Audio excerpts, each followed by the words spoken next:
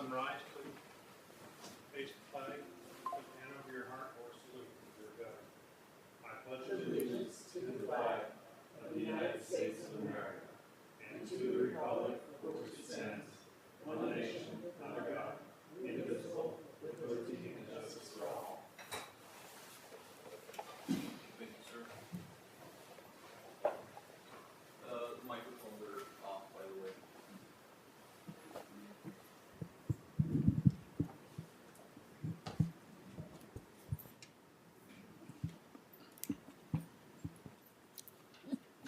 Push it. His is not on. Oh, there it goes. Mine is on. Oh, there's I just don't no, need it on. Oh, there we go. there's no light. Okay. All right. Okay, with that, we're going to go ahead and do a roll call, please. Here. Commissioner Crosswhite? Here? Here. Commissioner Parvin? Here. Commissioner Stevens? Here? Commissioner Talmadge? Present. Alternate Commissioner Santangelo? Here. Alternate Commissioner Hassan? Alternate Commissioner Hassan? Hi. Here. And Chair Avila. Present. Okay, thank you. We do have a quorum. Okay, item 4, agenda review. Consider and approve by majority vote minor revisions to commission items or attachments and any items added or removed continued from the LAFCO agenda and changes to the order of business to accommodate special circumstance. And I do understand we have some changes to the agenda today. Yeah, we do recommend that the commission hear item 12, which is the audit, and item 14, which is a presentation by the Ojai Valley Sanitary District, excuse me, immediately after the consent agenda. Okay, And I also want to read in that we did receive some correspondence after the packet went out. The correspondence was sent to the commission.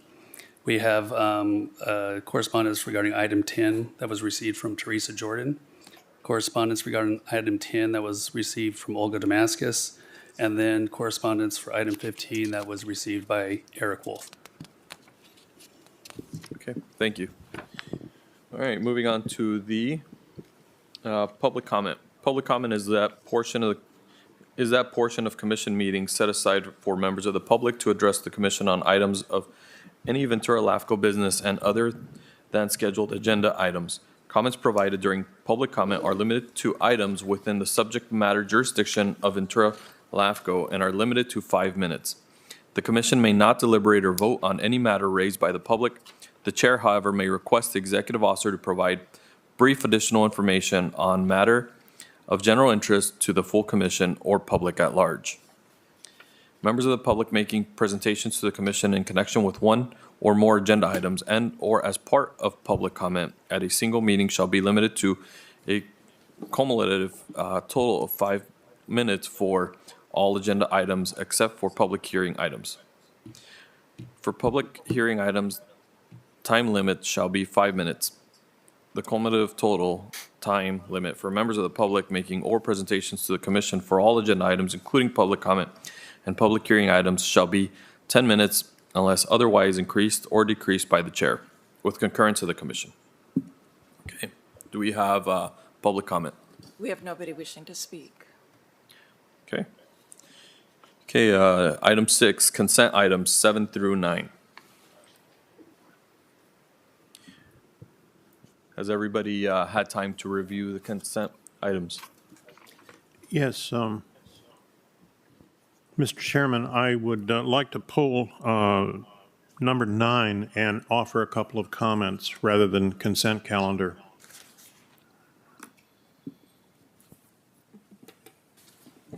Okay, let's go ahead and pull item 9. Does anybody else have any other questions or comments on other items of the calendar? Okay, do we have a motion to approve consent items minus item 9? So moved. Okay, we have a I'll motion. second. Second, roll call, please. Commissioner Crosswhite, Yes. Commissioner Parvin, Yes. Commissioner Stevens, Yes. Commissioner Talmadge, Yes. Commissioner Santana. Yes. Yes. And Chair Avila. Yes. Okay, motion carries. All right, let's go to item 9. Yes, thank you. Item 9, legislative policies for the commission. I had a phone call with Mr. Luma on Tuesday, and we discussed the agenda, but one item was number 9 and referred to the legislative platform or policies of the commission. While I do not disagree with what is said in the policy, I would ask that Mr. Luma, in his capacity to the Cal LAFCO, that we increase the emphasis on the water section to the point that we would endorse by comment the institution or use of, changing around, the standards for water conservation, the best management practices that are used for water conservation, and the use of recycled water in an effort to increase the potable water available to the public. And I think that fits with the general comment. The second area is one that, while it is covered in our manual and covered very briefly in the policies, was the idea of wildfire protection, that each community is required to do a community wildlife protection plan. And these plans could easily overlap in jurisdictions. For example, a fire years ago in the city of Ventura went through into Santa Barbara County. So you actually lap into counties, but certainly within cities. And we've had an experience recently of wildfires causing incredible damage. But I think that in the policy for the commission is that they ought to consider under the wildfire provision to add some more comments to strengthen the support of LAFCO in wildlife protection plans as they are developed for the cities, counties, or whatever the jurisdiction may be, because they do overlap numerous jurisdictions and may possibly become a matter for LAFCO decision. So with those comments, I would recommend approval of the item number 9, but with the comments that Mr. Luma take forward for discussion, further discussion in the legislative platform or policy that is prescribed by the state LAFCO. Okay, thank you. Do we have any other comments to go along with Gene's? Yeah, if I could, yeah. I don't have any. I'm not gonna, at this time going to bring up anything. I would ask maybe that next year it not be a consent item. I think it's a little. I think Ventura County is very unique in terms of our agricultural preservation, and we could do something different than the rest of the state. I just know from my time being on statewide groups, statewide planning director associations, and others, that we do things differently, and to suggest that we're all, how should I say, can accomplish our goals with a single statewide approach is not normal. And it might be worth having a discussion of some of the things that we might want to do that are particular to Ventura County. But I'm okay with, what's in here in general. I don't want to bring anything up now, but maybe next year we can have a more, thorough discussion of them. Okay, I agree, good idea. Have other questions or comments from the commission? If I may, Chair, the legislative policies that the commission has adopted have always been identical to those that Cal LAFCO has adopted. And the reason for the commission adopting these legislative policies was to provide some guidance for when I've been asked to take a position on legislation and there hasn't been time to come to the commission. for review and approval of those letters in support or opposition. And typically, the position of the commission has always reflected the position of Cal LAFCO. So that's why these legislative policies do mirror LAFCO's. If there's a change to these, I guess we always have the option to develop these for ourselves. But if the goal is to have policies that reflect specific preservation of ag or things like that, that might be more appropriate for your commissioner's handbook, where these policies will actually apply to a proposal coming before the commission and not more generically to just legislation that's proposed statewide. Those are just my comments on that. If I could, at least in my experience, there's been many times where there's been legislation proposed related to preservation, land use, where we have a different opinion than Los Angeles County or Orange County or San Francisco County. And that's my point, is that we're not, one size doesn't fit all necessarily when it comes to advocating or in some cases opposing legislation up in Sacramento. Oh, thank you. I completely agree. And thank you, Kai, for your input. Another quick thing was, I think your speakers are on. Yeah, can you mute them, please?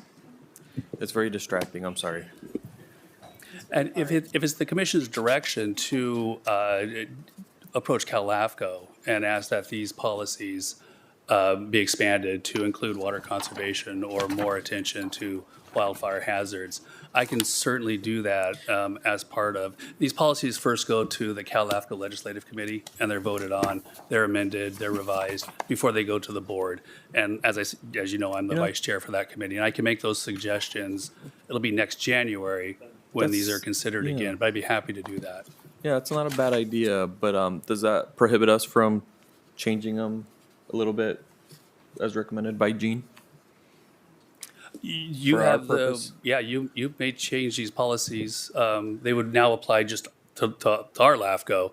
They would no longer reflect identically the Cal LAFCO legislative platform. But yeah, the commission may do that. They are your policies. So. All right. All right. Do we have members of the public who wish to comment on this item? Okay. In that case, we're going to go ahead and look for a motion. I move For- approval of item 9. With changes or as is? I don't know that the actual item needs to be changed, just that the Mr. Luma take as maybe direction from the commission to go to Cal LAFCO with those considerations to be added to their Okay. public policy. So I wouldn't Then that would change that would need to be part of your motion. Okay. Then I would move approval of the motion with the changes and leave it at that. Okay. I'll second it as long as Kai knows what direction he has right now. Yeah. I do. Okay. Can we clarify though, but it's not with changes, it's with direction for Kai to lift up some other concerns to the Ledge Committee of Cal LAFCO. Okay. Okay, roll call, please. Yes, Supervisor Parvin was the second.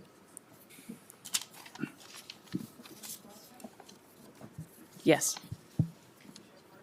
Yes. Yes. Yes. Yes. Yes. Okay, the motion carries. Okay, we're moving up to the public hearing items. And actually, this is where we're gonna move up, item 12. The audited financial statements for fiscal year ended June 30, 2024.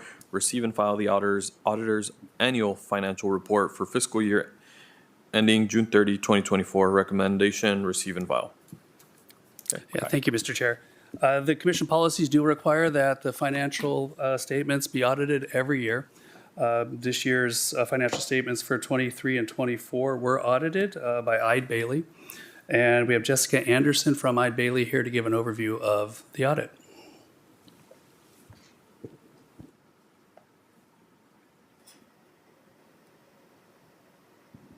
Okay, do you guys, do you want to bring her up? She's there. Thank you. Good morning, Jessica.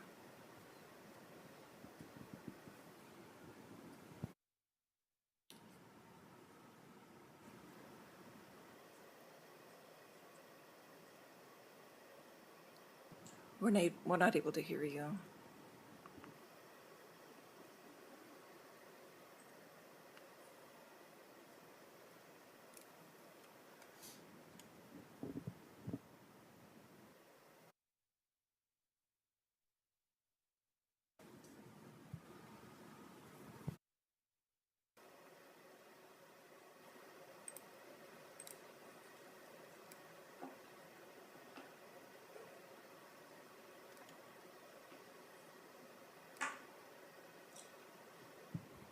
Okay, how about we skip while we try to figure out the mic and we move over to item 14, presentation from Ojai Valley Sanitation District, grant application and extension of wastewater service and disadvantaged neighborhoods.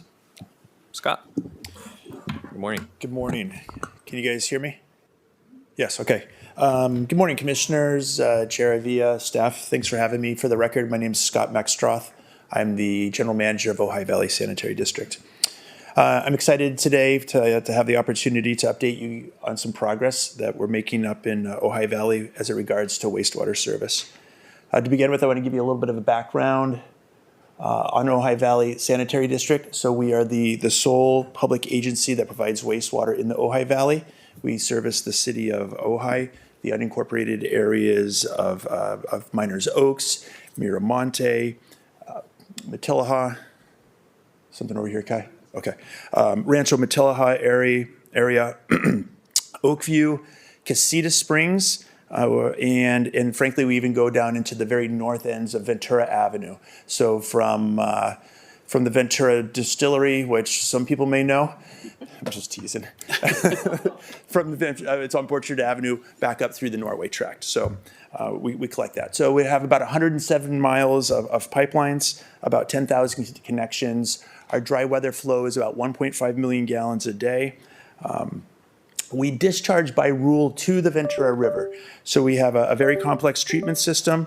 We do a primary oxidation, we have a secondary filtration, a tertiary filtration, and then we disinfect with UV light before we discharge to the river. Though we are the... There's a remote there with, yeah.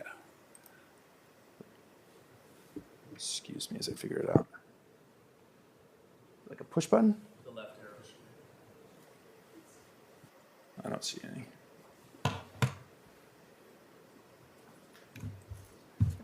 And we're having all sorts of problems today. Oh, that side, all right. Yeah, try that. Oh, there we go. Okay, Okay, that's forward, that's back. perfect, thank you. Sure.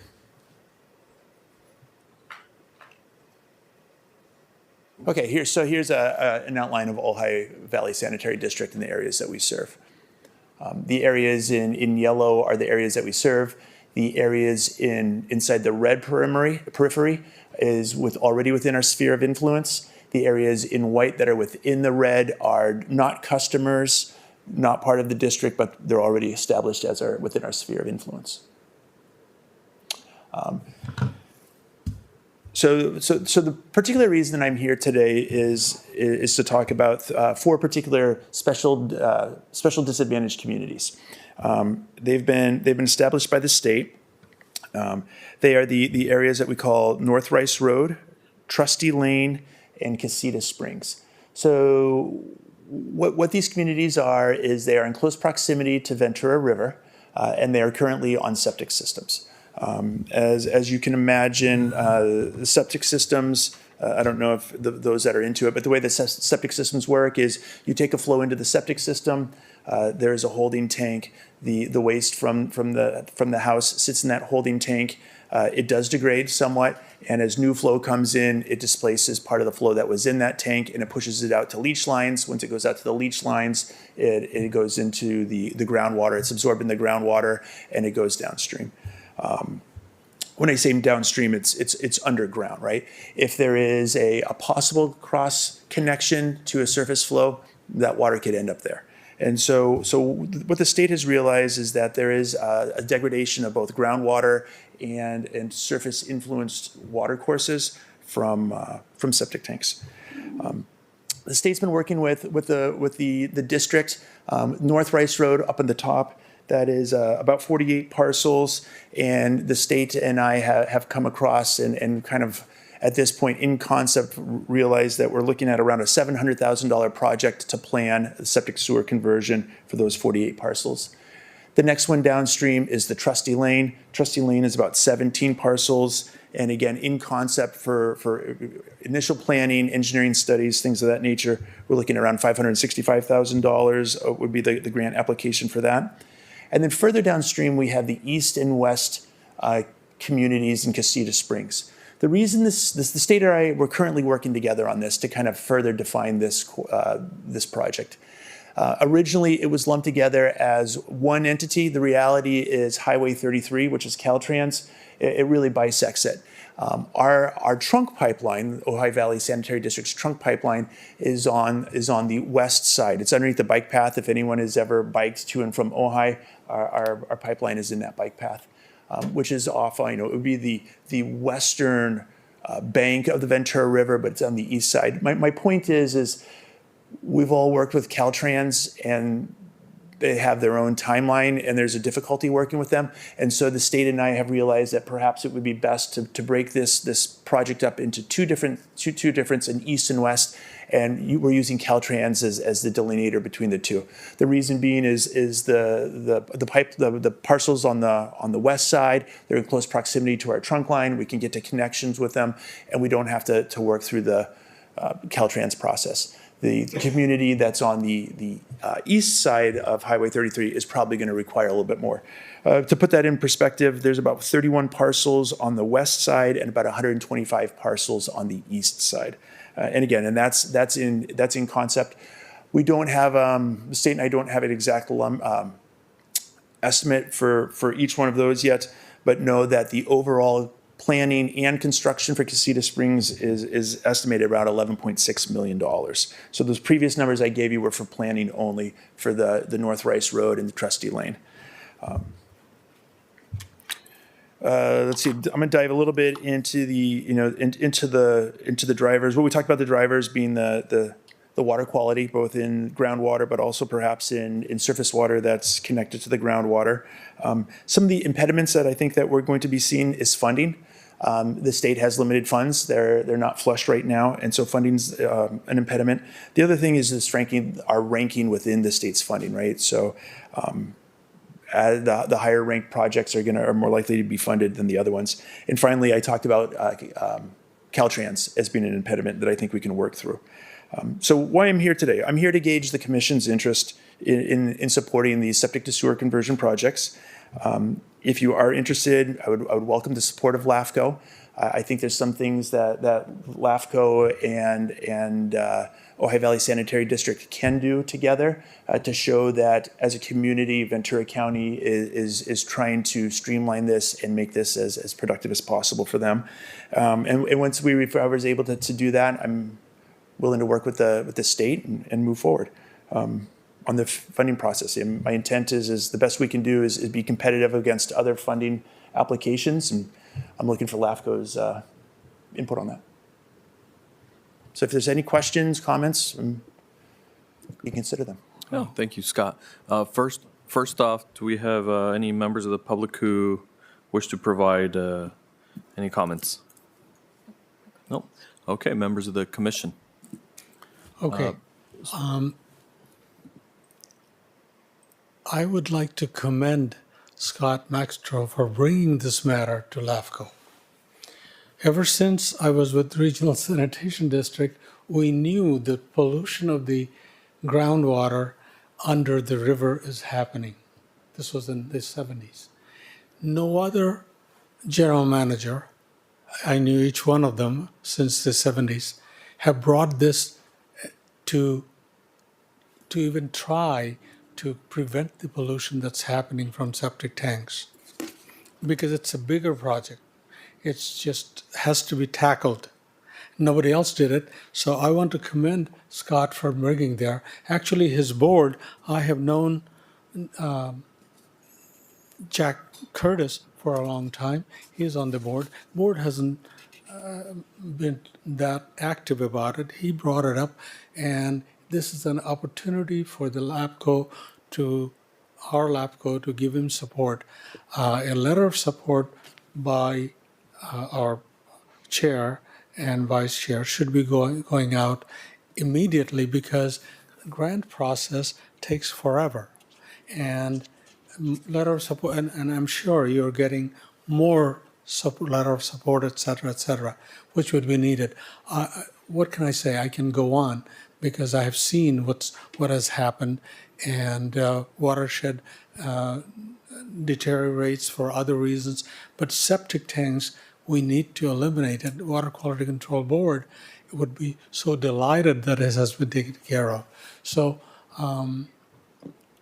I really recommend that our commission sends a strong support letter, and you guys can prepare it. Thank you. Okay. Gene? Yes, thank you for your presentation this morning. It was most helpful. And I also echo Mohammed's comments that it's a good thing for, I think, the region to have a collection system as opposed to, the existing situation.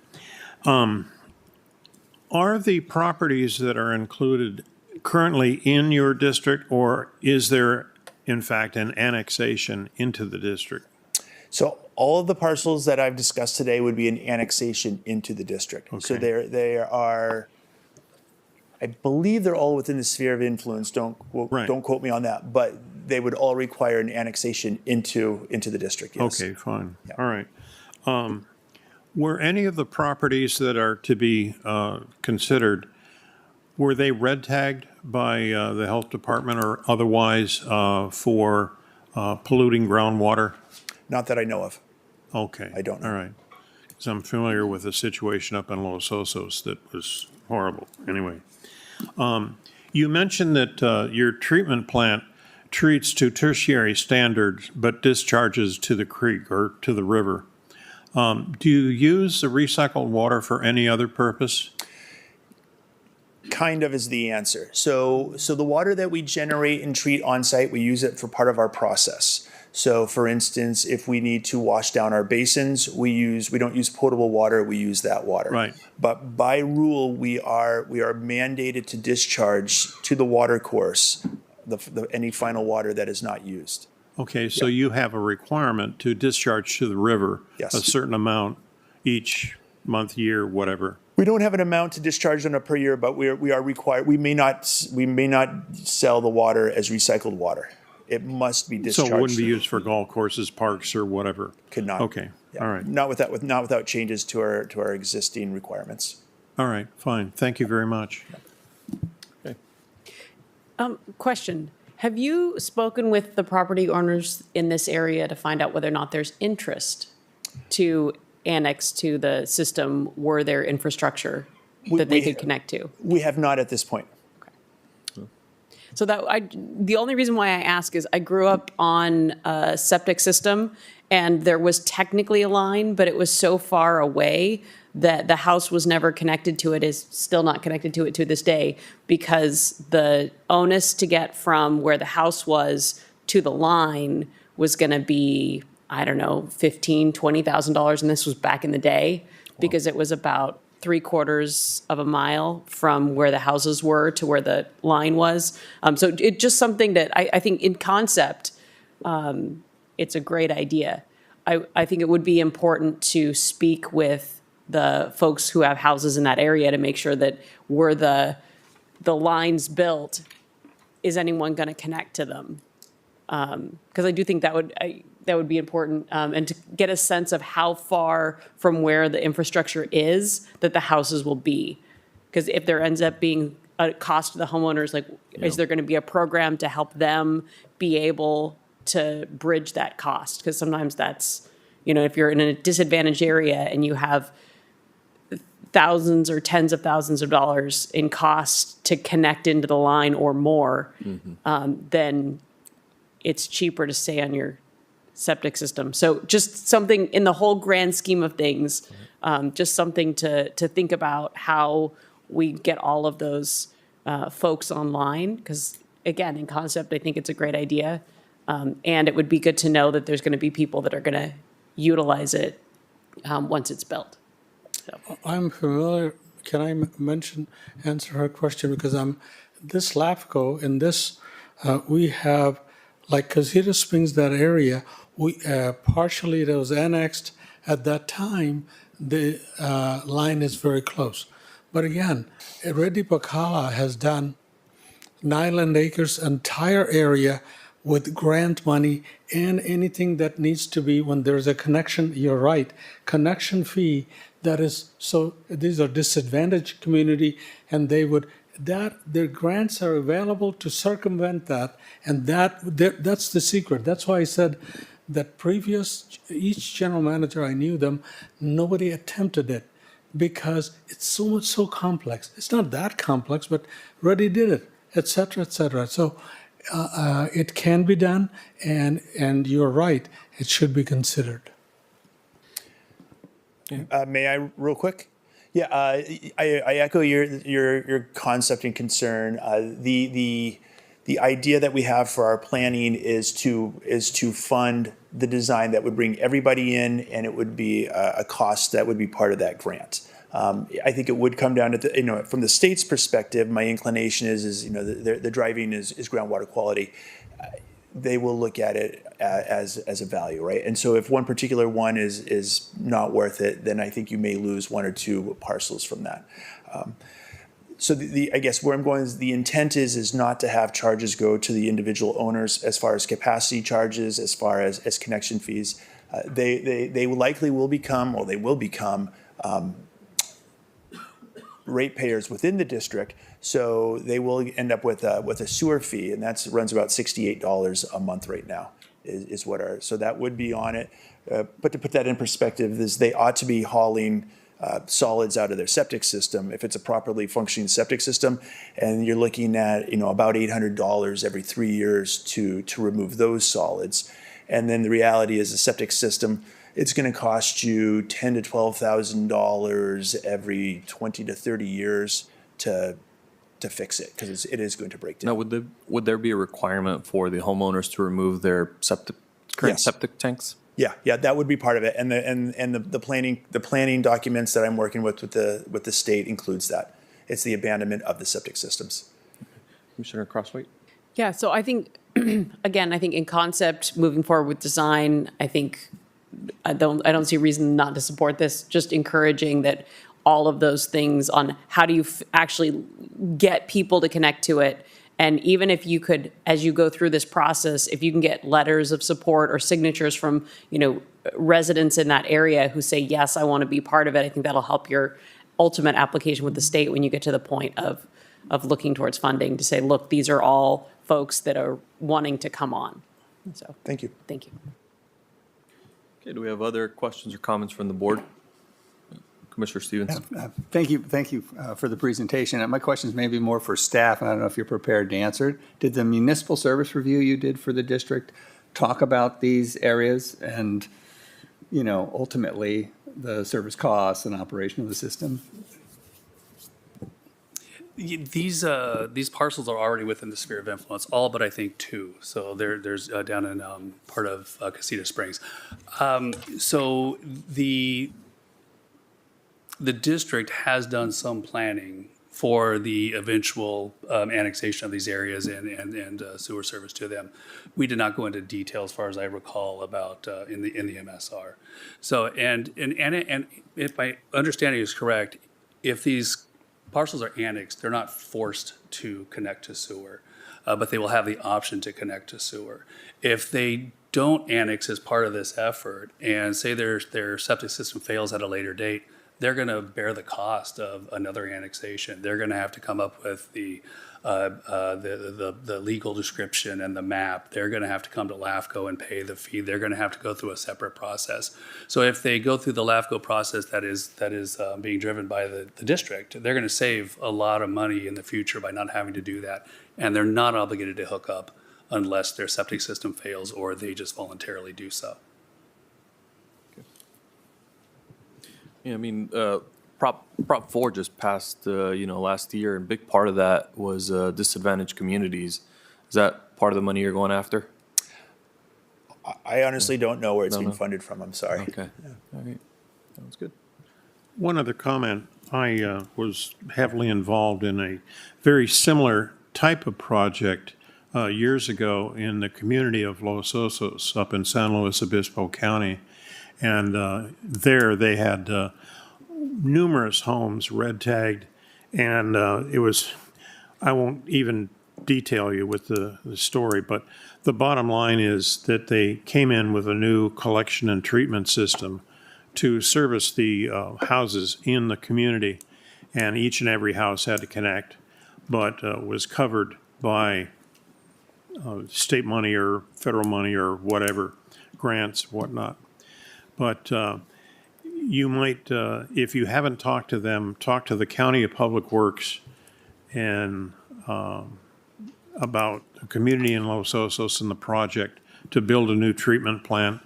And they actually were treating to tertiary treatment standards and using the water for two reasons. One is groundwater injection, and second was other municipal uses, parks, et cetera. But it was a hotly contested issue because almost half the houses in Los Osos were red tagged for leaking septic systems and contamination of groundwater, et cetera. So that'd be a place to talk to just as a matter of experience.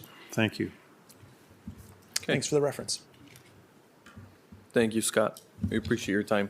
Thank you. And with that, I'm gonna look for, do we want to do a motion to support the project? And let's hear it. Okay, do we have a second? Okay, first and a second, roll call, please. If I may, if there's some direction to allow the chair to sign a letter of support, staff can work with Scott to come up with that letter of support to be signed by the chair. Okay.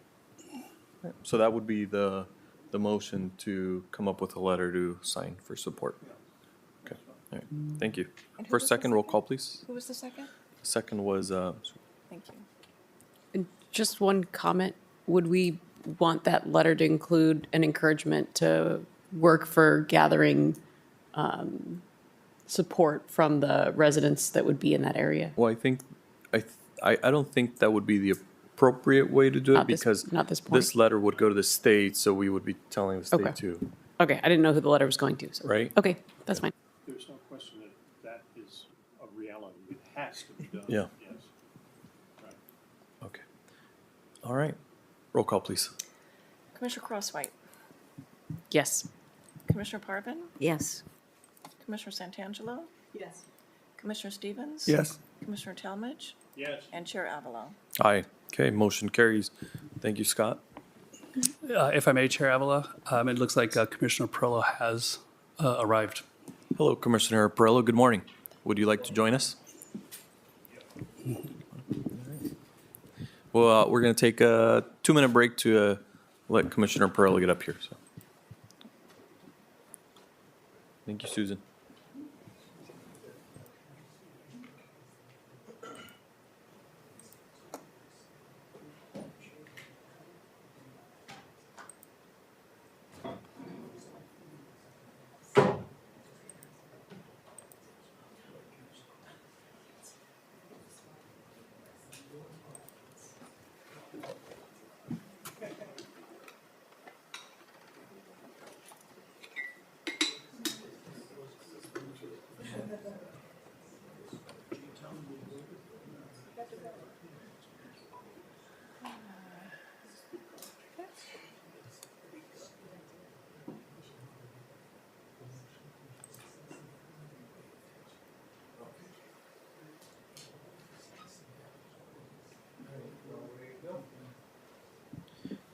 Okay, thank you, everyone. And with that being said, we're going to move back to the audited financial statements for fiscal year ended June 30, 2024, action item 12. Are we ready to go?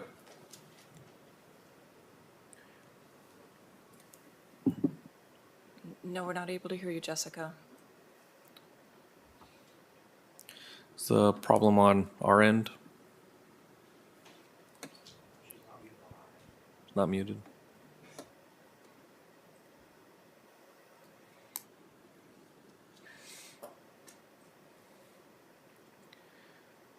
Okay. Nothing we can do.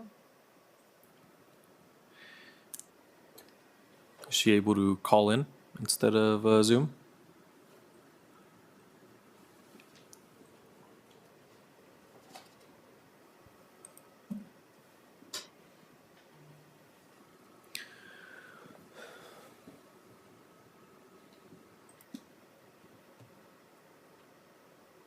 Okay, we're gonna go on break for another 2 or 3 minutes while staff tries to figure this out. And if we can't figure it out, I'm gonna motion that we push it to the next meeting.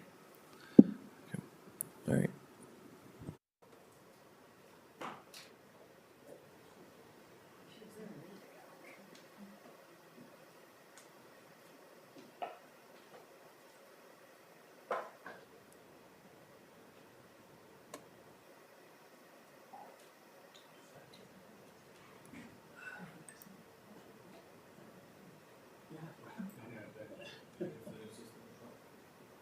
Sorry?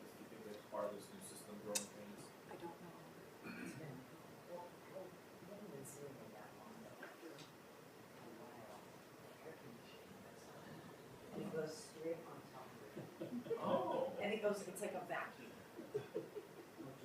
Yeah, and so then you get all dried out and start coughing, and then next thing you know, you're like, you can't talk. So just wait. The room is like empty right now. But when it gets really full, they bring it up. It's like freezing. Just here, so they want a heater. Right here. No. But you don't need a heater, you need a bottle. Where is it?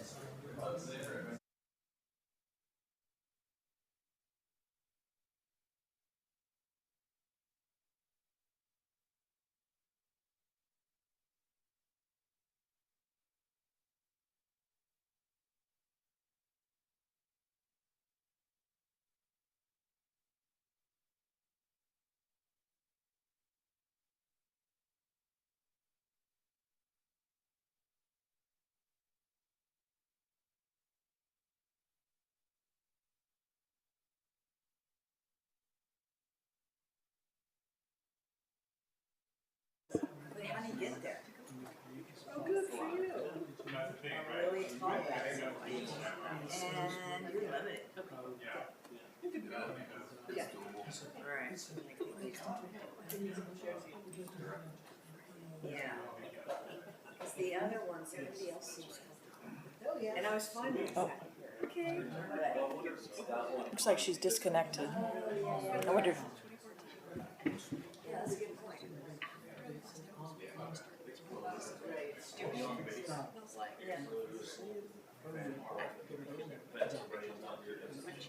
Yeah.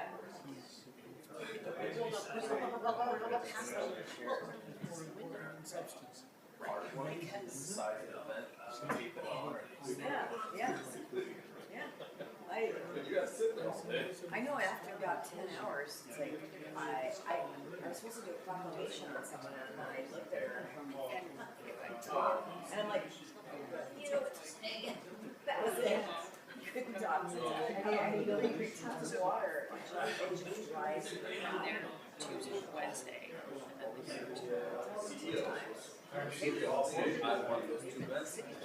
Yeah. So you think it's that and that? Yeah, okay. The third one I'm fine with, I think. Yeah. So I'm like,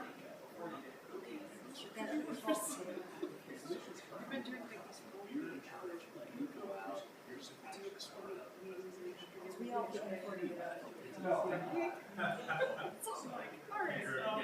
Wow. It's 2 full days. That would be non, like. We shook hands here.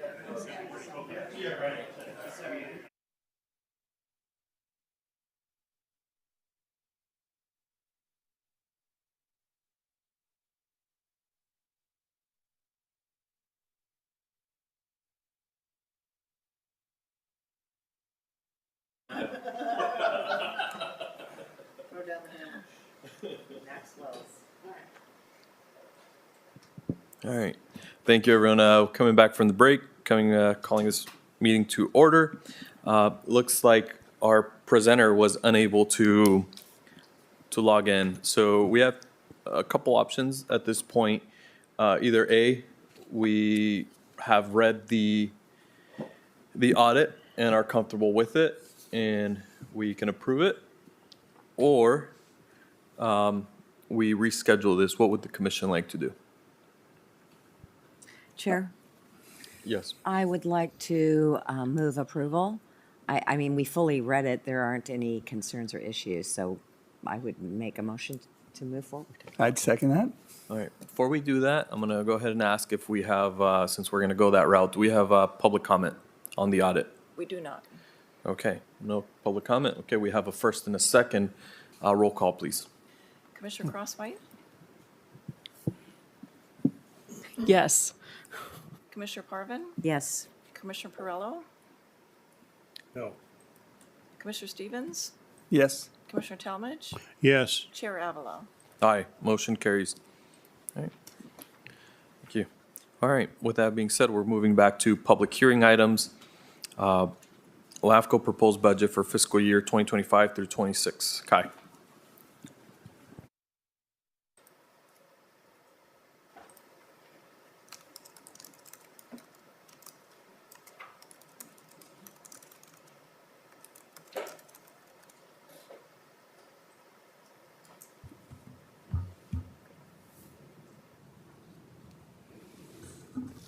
Can you load the presentation?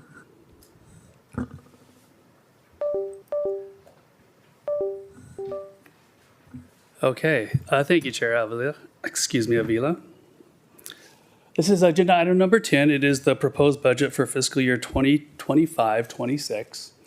According to LAFCO law, LAFCO is directed to adopt a proposed budget by May 1st and is directed to adopt a final budget by June 15th.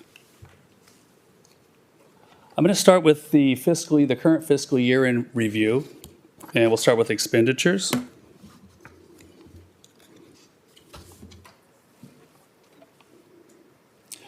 The commission's budget is divided into 3 categories. They are total salaries and benefits, total services and supplies, and then contingencies. So what this table shows is the adopted budget for 24-25, what we're projected to spend, and then the estimated savings. So for total salaries and benefits, the adopted budget accounted for almost $793,000. We are projecting spending that much for no estimated savings. For services and supplies, $198,420. We are projecting spending almost $167,000 for a savings of $31,460. And for contingencies, we did not spend any contingencies this year, so we have an estimated savings of $49,555. So for a total savings with all 3 categories of a little over $81,000.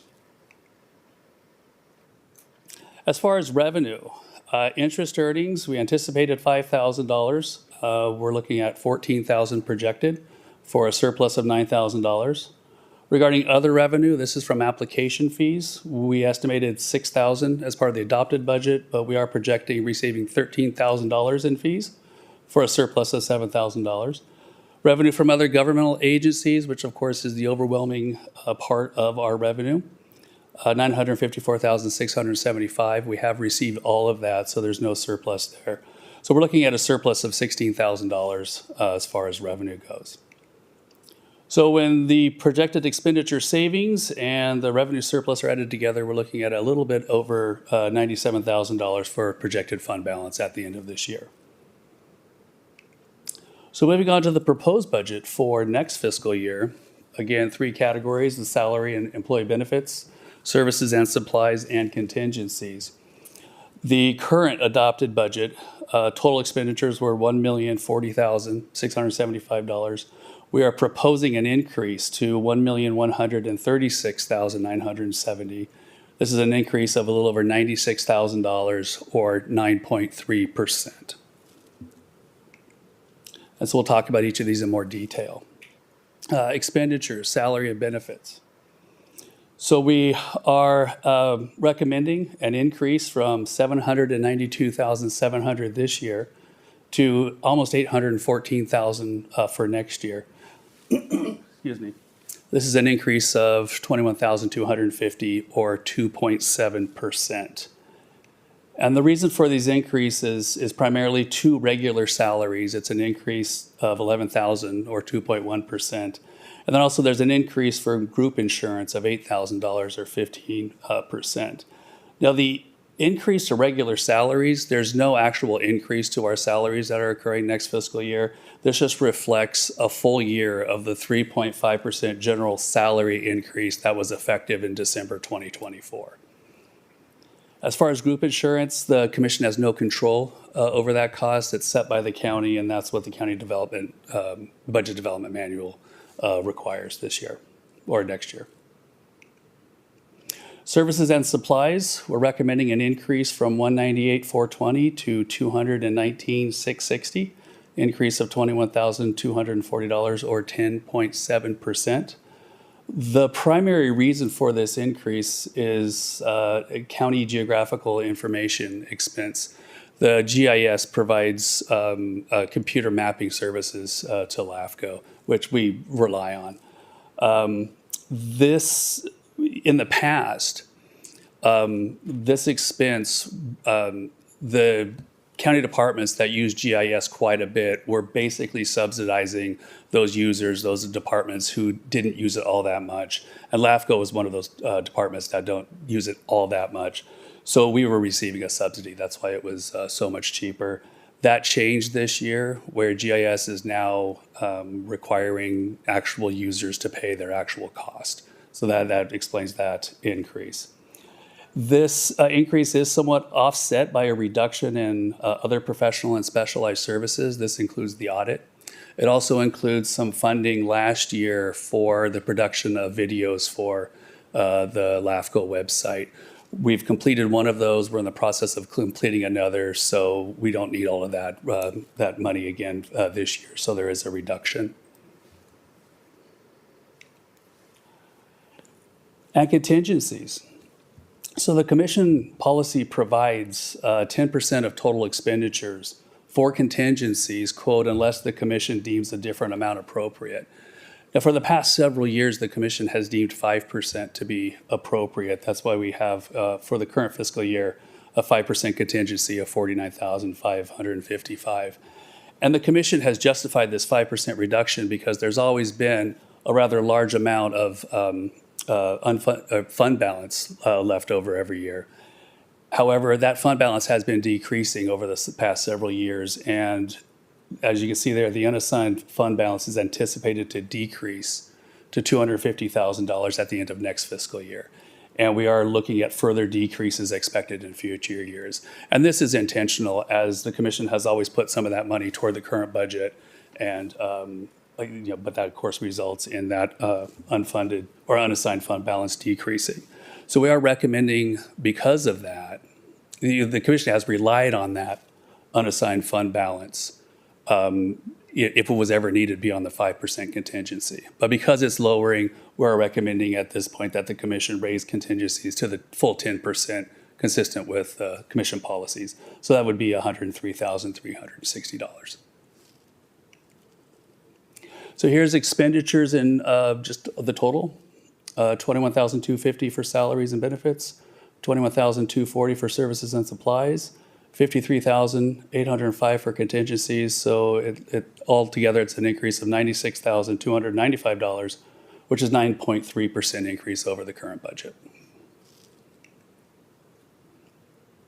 So revenue. Again, three categories for revenue: fund balance, miscellaneous revenue. This is interest, earnings, and fees, and then revenue from other agencies. So this table talks about the fund balance. The commission has several policies regarding fund balance. The first is that there's a committed fund balance for litigation. That was increased this fiscal or last fiscal year to $135,000. This fiscal year, it increases with the CPI to $139,050. And again, consistent with CPI, and again, these are commission policies, it will increase to $143,222. The commission policies also require 60 days working capital in the unassigned fund balance. Again, that's going to be increasing up to $189,495. And again, you'll see here in the unassigned fund balance, it's decreasing every year. And at the end of next fiscal year, it's going to be down to $253,217. We are recommending that $100,000 in fund balance be used to help fund this or next fiscal year's budget, and that's reflected in the top row of the middle column there. So at the end of next year, we're anticipating a fund balance of almost $586,000. Miscellaneous revenue, we're anticipating an increase we're not anticipating an increase in interest earnings this year, and that's just a conservative estimate because we do not know how interest earnings are they change every year. As far as application fees, we are recommending an increase of $4,000 to $10,000. So we're anticipating miscellaneous revenue of $15,000. And of course, the overwhelming part of revenue comes from our funding agencies. These are the County of Ventura, the 10 cities, and the 30 independent special districts. We are recommending an increase of $22,432 to each of these categories. That's not specific cities or districts, but that's for the category. And that's an increase of $67,295 total, or 7%. So here's the revenues. The adopted current year's budget, $1,040,675. The proposed budget for next year, an increase to $1,136,970. And the recommendation is that the commission adopt the resolution approving the proposed budget for next fiscal year. Okay, thank you, Kai. Do we have comments, questions from the public? We do not. Okay, commission. I have a comment. While it looks like a bunch of numbers, it certainly made sense, and thank you for the presentation. But I'm curious about the additional charge for GIS. Now, I know it's a pass-through from the county, but do you anticipate using the 20,000 increase or not, or don't you know? Well, we're required to pay that. I believe it was based on past usage. Okay. And so, yeah, that can't be changed. There is a part of it that's based on anticipated usage. And the initial estimate that we got was, I think it was like 25,000. But that's not, we're not obligated to have spent that. That's just for certain special projects.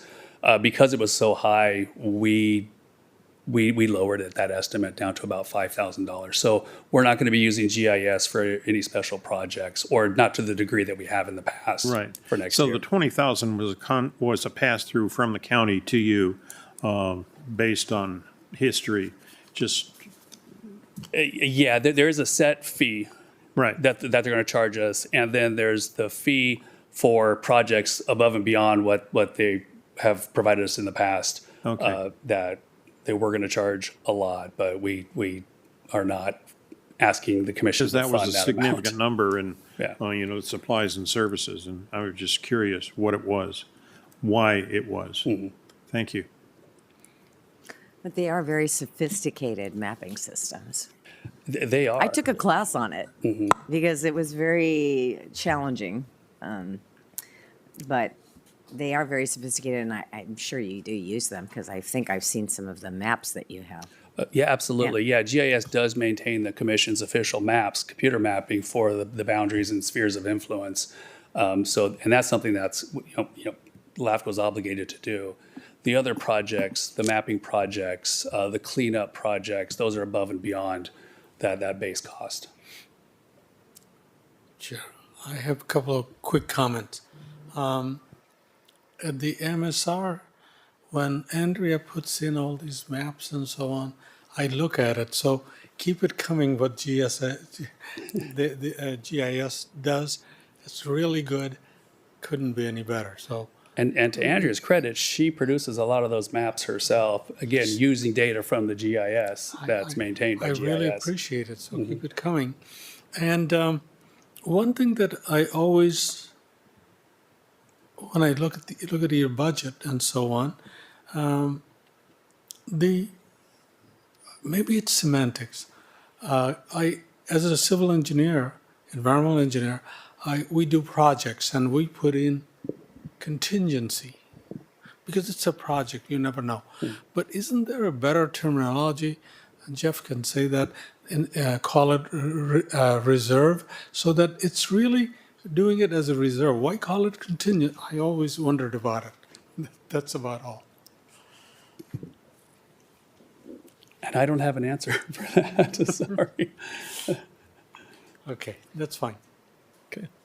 Do you have other You have- questions or comments from the commission? Okay. With that, we're looking for a motion.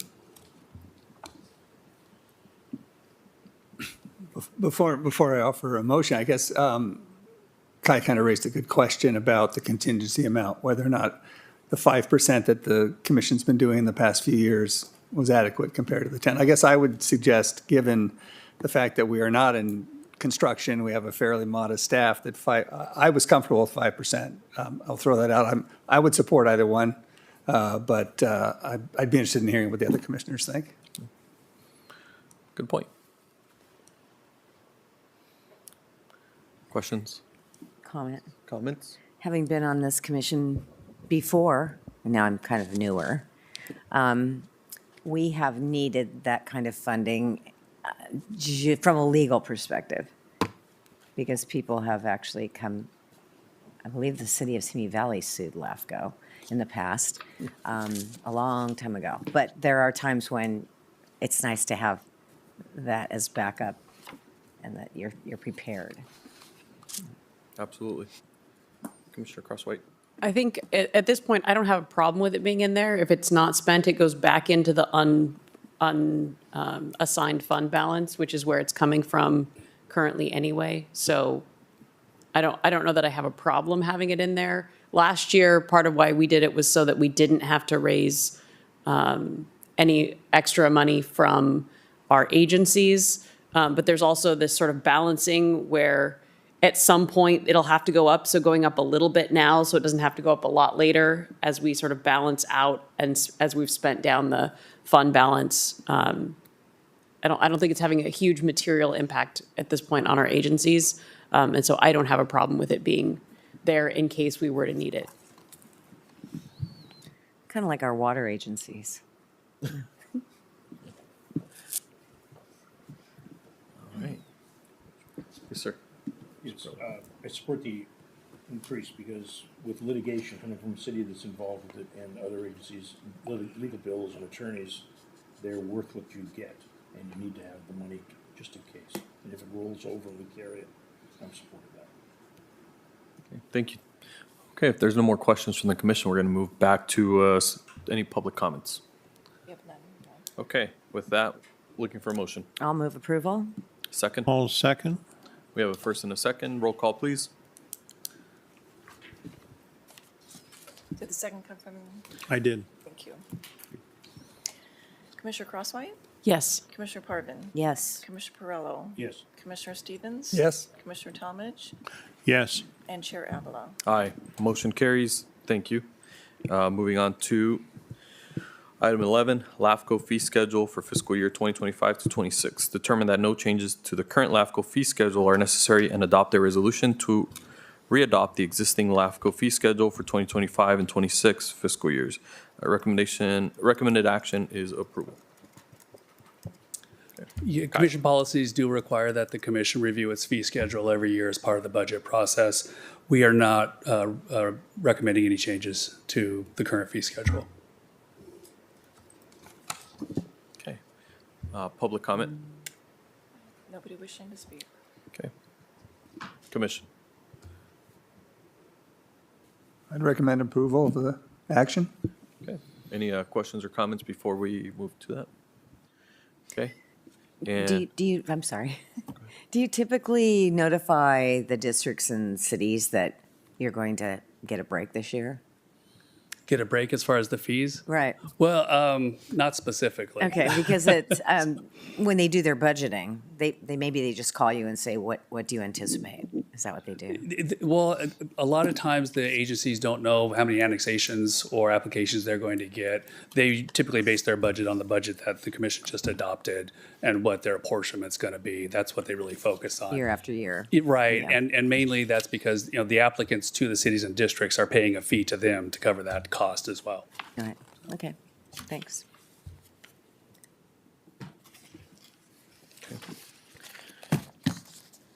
the only comment I'm gonna make is one that I've made to staff before. Calleguas is one of the largest contributors from the special districts, and that's because of our pass-through funding, right? Because we take the money from all the water districts, all of our purveyors, and pass it on to Metropolitan. But with that being said, I do see a lot of our water districts here. So my question is, are essentially a lot of our purveyors paying twice because they're paying LAFCO, and then Calleguas is also taking that pass-through revenue and paying it again? It's true. Right. They're paying twice. And unfortunately, that's how LAFCO law is written. So those pass-through revenues are, by the state, they're considered to be revenue to Calleguas. Even though they're going to be, going away, the state considers them revenue. And so the basis of the district's apportionments is on revenue. So the district with the highest revenue each year pays the biggest portion of that 1/3 to LAFCO. And it's always Calleguas, and it's always because of those pass-through Yeah. costs.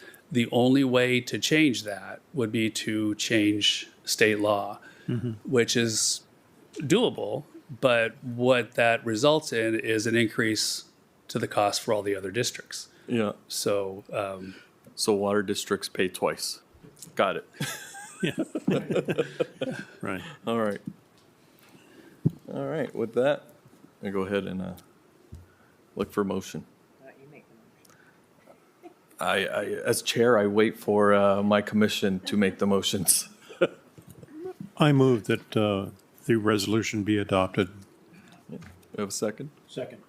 Okay, we have first and a second. Roll call, please. Commissioner Crosswhite, Yes. Commissioner Parvin, Yes. Commissioner Perillo, Yes. Commissioner Stevens. Yes. Commissioner Talmadge, Yes. and Chair Avila. Aye, motion carries. Thank you. Okay, that's done for 11. Moving on to action items, 12 has been completed. 13, Levine Act policies, receive and file presentation by council regarding Levine Act policies. Good morning, Chair Avila, members of the commission. Jeff Barnes, LAFCO Council. It's nice being up here, standing in front of your commission. I don't think I've had the opportunity. Could you load the presentation, please? Thank you. So at the last meeting, I know it's been a while, a commissioner had questions or wanted information shared on the Levine Act. And so that's the purpose of my presentation today. And as I'm sure most of you know, the Levine Act is a state law that it's found in the California Political Reform Act. It's specifically found at Government Code Section 84308, and it addresses campaign contributions, and it has disclosure and recusal requirements regarding public officers who have received campaign contributions. In terms of matters that come before their board or commission. or city council. And so the rules themselves can be somewhat complicated and confusing, but the bottom line, if there's no other takeaway, just as a big picture reminder, is that if you are campaigning or receiving political contributions or soliciting or directing political contributions, then you need to be mindful of matters that appear on the LAFCO agenda in terms of whether any sources of those contributions that were made to you are appearing before the commission. And if that's the case, then please reach out to me, and that's when the recusal and disclosure requirements come into play. So that's the big picture takeaway, and so the rest is going to be kind of probably a quick reminder for you all. So historically, the Levine Act has only applied to public agencies whose officers were not directly elected by the voters. So actually, historically, the Levine Act has applied to LAFCOs for many, many years. The law just did not receive very much attention, I think, because it applied to the appointed officers, so it's kind of below the radar. But recently,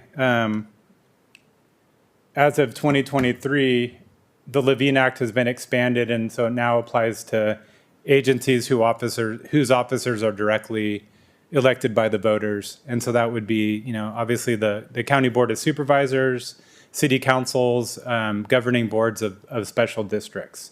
And so it has a broader reach now, and so it's been receiving more attention.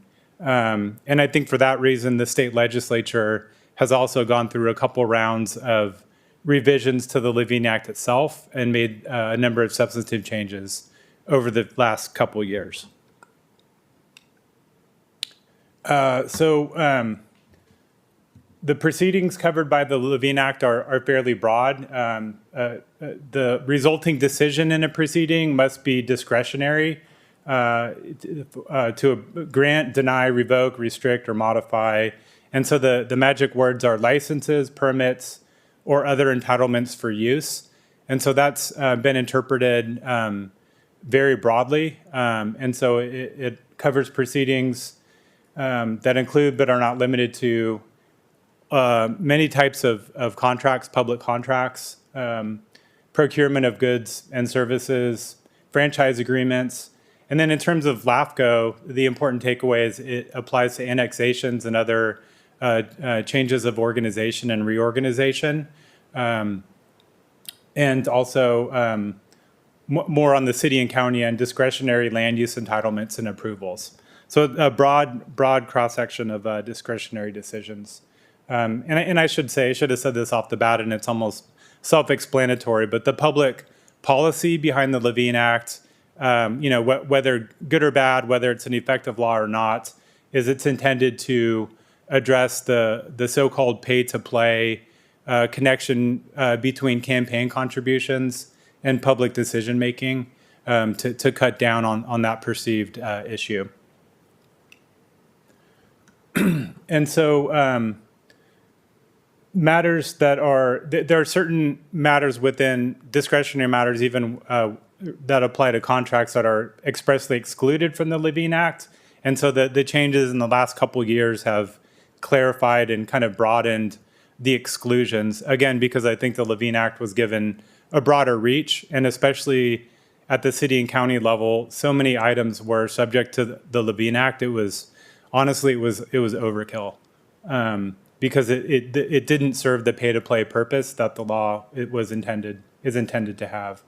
So, for instance, competitively bid contracts, so public works contracts are excluded, contracts that are valued at less than $50,000, or where no party receives compensation. And a real common sense one, contracts between two or more governmental agencies. That's obvious, but it wasn't excluded until fairly recently. Labor contracts, and so this is like MOUs with labor unions. And then also personal employment contracts with employees of public agencies. Those are also excluded. There's a lot of key terms, and I'll bear with me, I'll speed through these in the Levine Act. And in the LAFCO context, it's I find it kind of interesting. At least in terms of annexations, it's not as clean a fit in terms of the annexations and changes of organization that come before your commission, as opposed to the contracting. So in the contracting context, it's more obvious. So a party is any person or entity seeking a contractor who files an application seeking a discretionary approval. And so in the LAFCO context, the party for an annexation or other change in organization would be the city most typically. And so, cities don't give campaign contributions. So that's why it's kind of an interesting, not perfect fit here. But then the second definition of participant, that's where it pulls in parties who are or I shouldn't say parties because that's a defined term. In the LAFCO context, participant would pull more in the developer or the private property owner who is the proponent of the change in organization or reorg.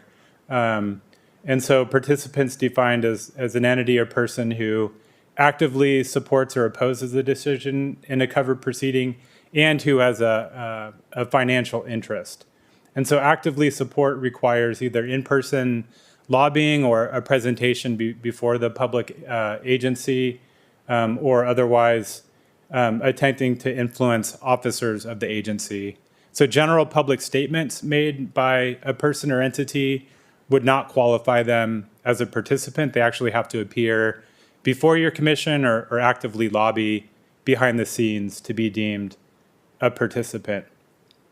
Contribution means contributions to candidates or committees in any federal, state, or local election.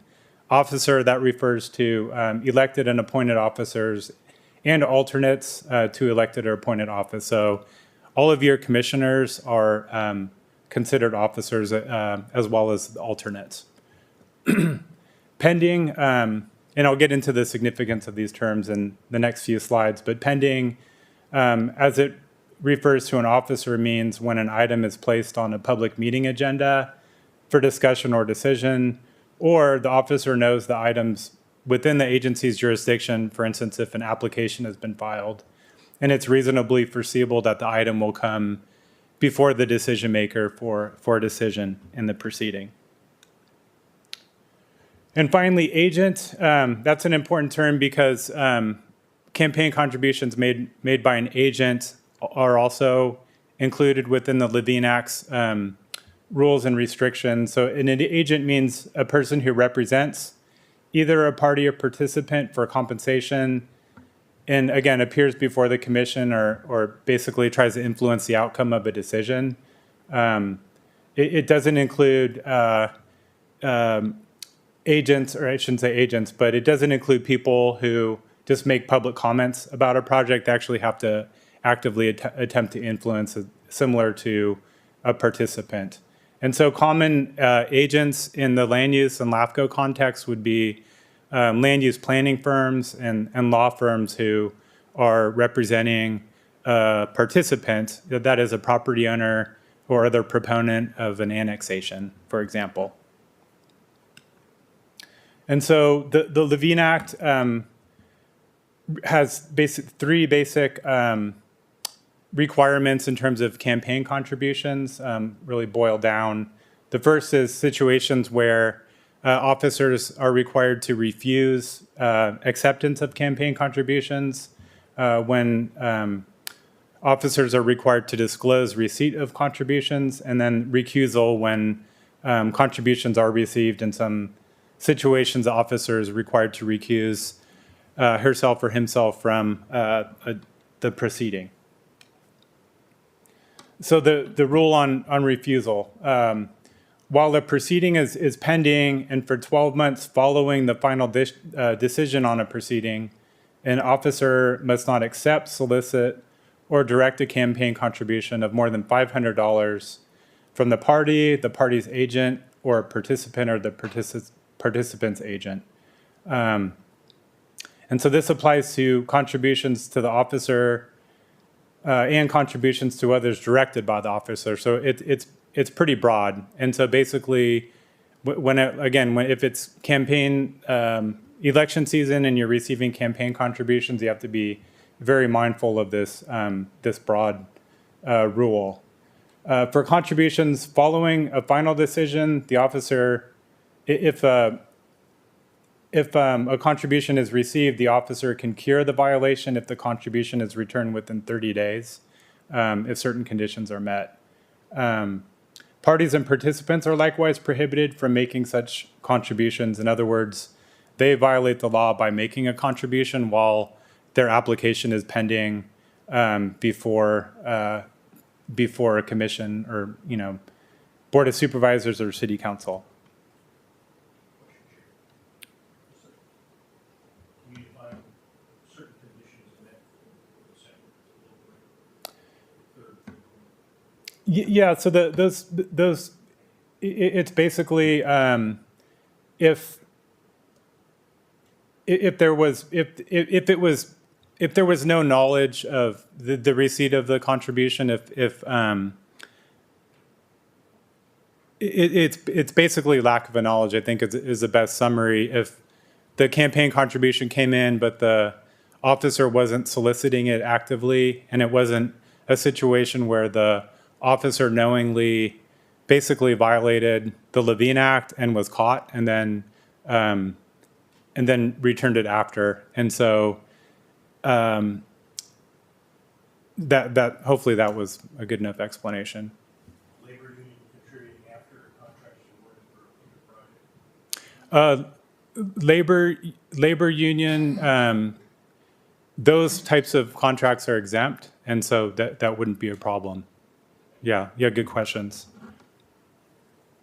And please feel free to keep asking me questions. I know, again, I realize a lot of these rules are confusing. They're confusing to me too, and it's interesting because there is not tons of guidance yet, just because the law's been rolled out on a broader basis, and so there's not a lot of FPPC advice letters and opinions up until now.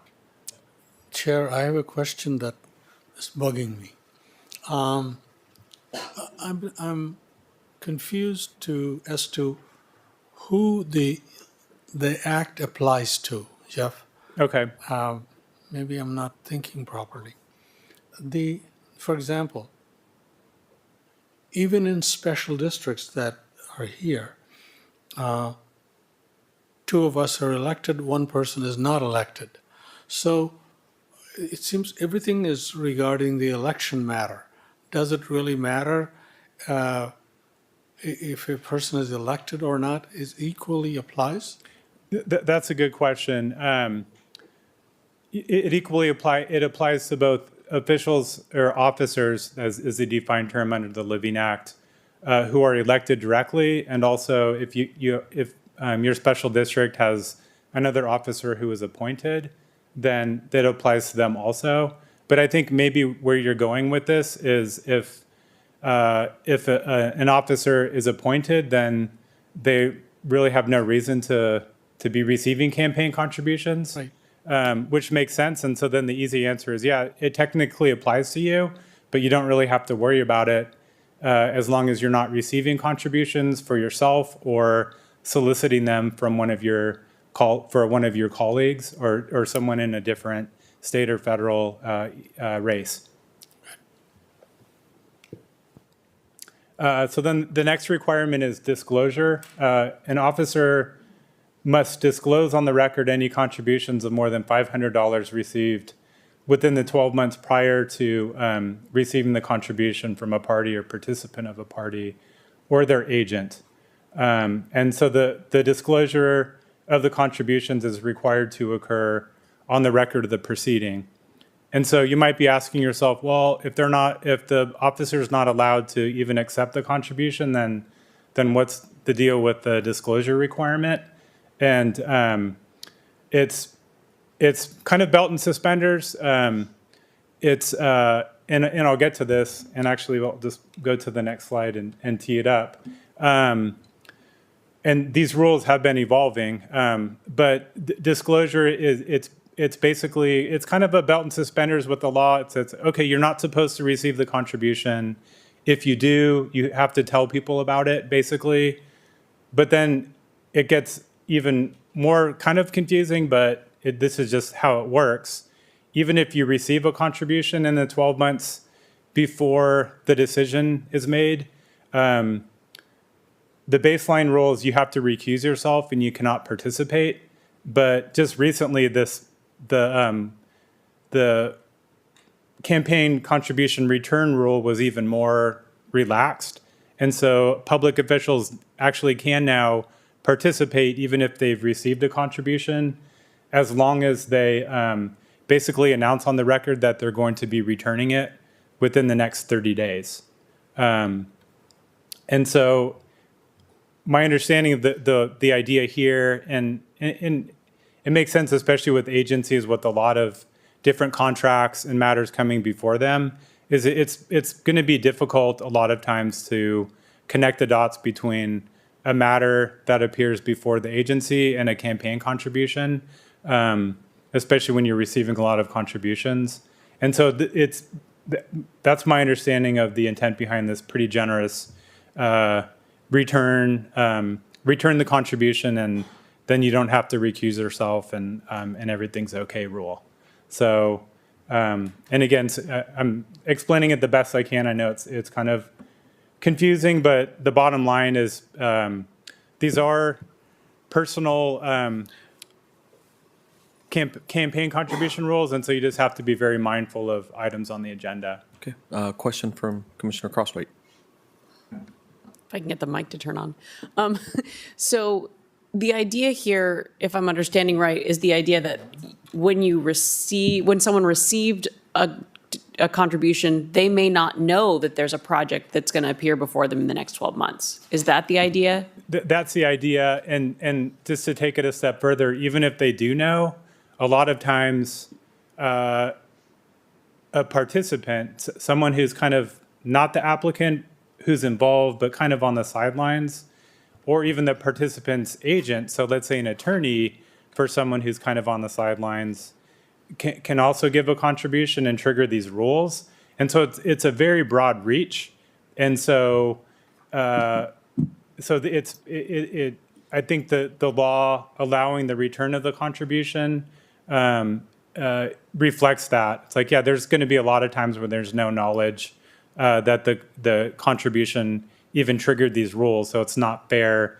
And it actually goes against the democratic process to require automatic recusal in each of those broad potential circumstances. Well, especially when you add in actively support, which I think they're still trying to figure out exactly what that means. Exactly, yeah.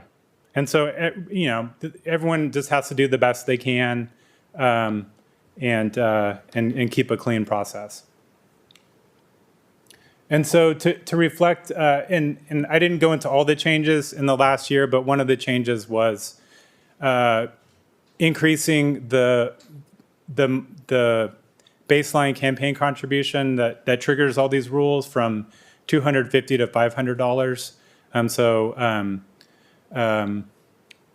We went ahead and updated so this language is the standard Levine Act advisory that's included on LAFCO's agenda. And so we updated recently to reflect the changes in state law. And the idea here is to give all parties and participants appearing before your commission notice of the requirements and giving them notice and letting them know what the legal requirements are for themselves in terms of disclosing their campaign contributions and their inability to give campaign contributions in certain situations. So anyhow, thank you are there any other questions? Okay, hopefully you're not too confused, but I'll say this one more time, and sorry to beat a dead horse, but I'm available anytime you have any questions, any matter appearing before the commission. Be mindful if you're in campaign season and receiving contributions. Do not hesitate to reach out, and I'm here to walk you through and help navigate any issues with the Levine Act. So thank you so much. Thank you, counsel. Okay, that covers our Oh, we need a motion to, we don't need a motion, it's just receive and file. Correct? All right, receive and file. Moving on to correspondence received. And we don't need to go over them. Has everyone received the correspondence listed on the agenda and reviewed them? All right. I have a comment. Yes, sir. It was actually the letter from the Ventura County Grand Jury complimenting and commending Mr. Lumo on his presentation. And I wanted to accept that and say congratulations, well done. Well done. Okay. Any other questions, comments on correspondence received? Okay. Applications received, item 16. We've had. That's just an informational item. Okay. Executive officers report, 17. I don't have much to add beyond the anticipated future agenda items. We have received a couple of applications from the Ojai Valley Sanitary District that will come before the commission at next meeting. And we are anticipating a third one. We actually just received it this week, so that's not on there. It hasn't been deemed complete yet. Staff is going to be attending the Cal LAFCO workshop in Temecula. That's from the 30th of this month through May 2nd. So all staff will be there. We've actually been requested to help organize it this year, just given the turnover and things that have been happening at Cal LAFCO. So we are going to head down there in the morning of the day before. The office will be closed as usual. We will put a notification on the website and on the office door. So unless there's any questions, that's really all I have. Okay. Thank you, Kai. Any questions for Kai? Okay, with that, we're moving on to commissioner comments. Any comments from commission? Okay, with that, we are adjourned. Thank you, everyone.